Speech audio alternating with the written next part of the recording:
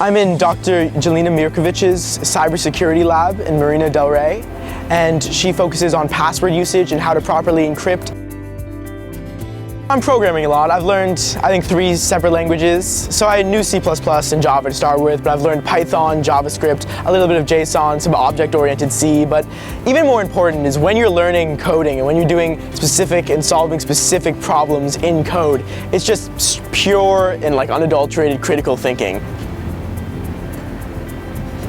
So we're in Professor John Carlson's Industrial Systems Engineering Lab, and basically we're focusing on delivery systems and how to make them more efficient. So we're testing out drone efficiencies and human errors and stuff like that. Drone efficiency is where a truck has a drone on it which delivers the package for the truck driver. So I'm working in aerospace engineering under Professor Dr. Luhar.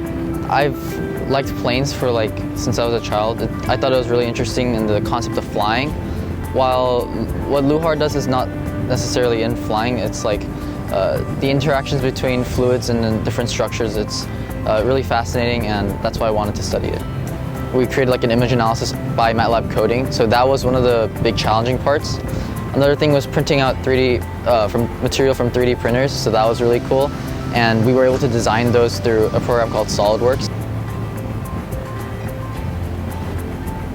One thing I've done here that's very different from anything I've done in high school is working in a physical lab setting. I mean, I've done experiments in a lab or in a classroom before and in my school, but it's very, very different working with highly trained professionals in such a real setting.